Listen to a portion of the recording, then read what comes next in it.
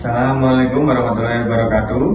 Sebelumnya perkenalkan, kami dari kelompok 6 akan mempresentasikan hasil dari kelompok kami mengenai askep pada anak dengan gangguan pemenuhan nutrisi patologi dari sistem pencernaan dan metabolik yang beranggotakan saya sendiri, Rizky Nur Hidayat, dengan NIM 2202078086. Saya Amanda Diva Surya Putri dengan NIM 2202070054. Saya Bernadetta Bijawi Maranata dengan NIM 2202070058. Saya Fitri Sumiati dengan NIM 2202070068. Saya Putri Handayani dengan NIM 2202070081.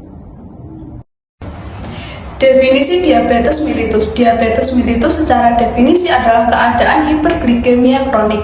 Hiperglikemia ini dapat disebabkan oleh beberapa keadaan. Di antaranya adalah gangguan sekresi hormon insulin, gangguan aksi kerja dari hormon insulin atau gangguan kedua-duanya.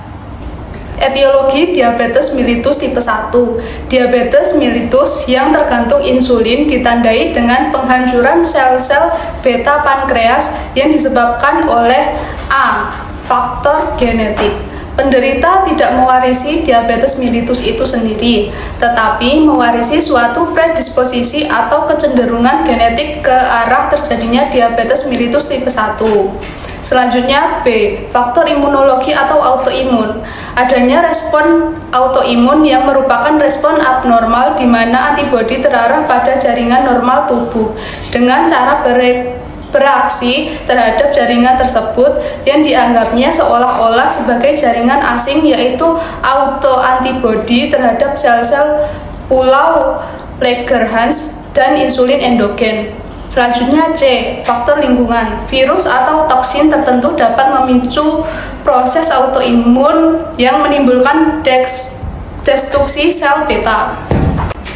Diabetes mellitus tipe 2 disebabkan oleh kegagalan relatif sel beta dan retensi insulin. Faktor resiko yang berhubungan dengan proses terjadinya diabetes mellitus tipe 2. Yang pertama, faktor usia atau resistensi insulin meningkat pada usia di atas 65 tahun. Yang kedua, obesitas. Yang ketiga, riwayat keluarga.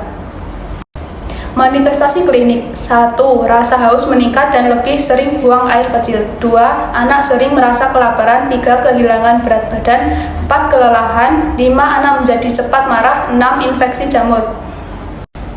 Selanjutnya ada patofisiologi. Diabetes tipe 1. Pada diabetes tipe 1 terdapat ketidakmampuan untuk menghasilkan insulin karena sel-sel beta pankreas telah dihancurkan oleh proses autoimun.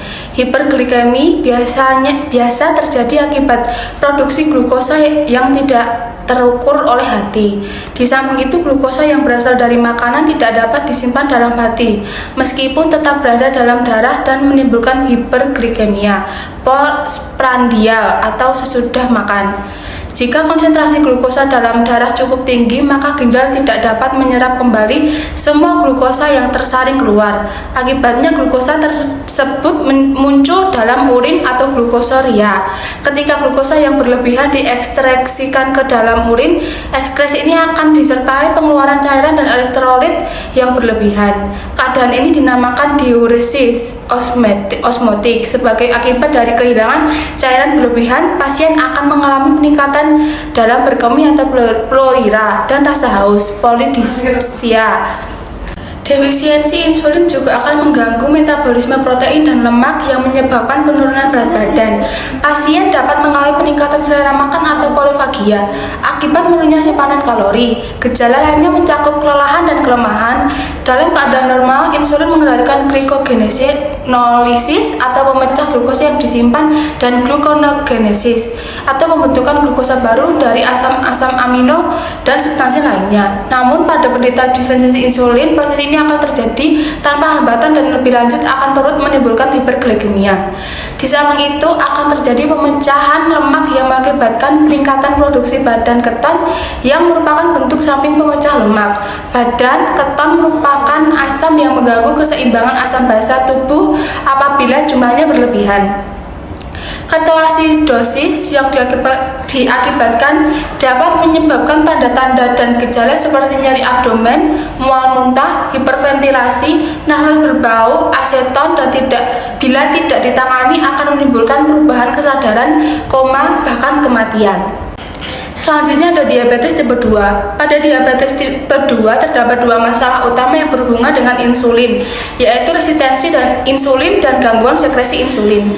Normalnya insulin akan terikat dengan reseptor khusus pada permukaan sel. Sebagai akibat terikatnya insulin dengan reseptor tersebut,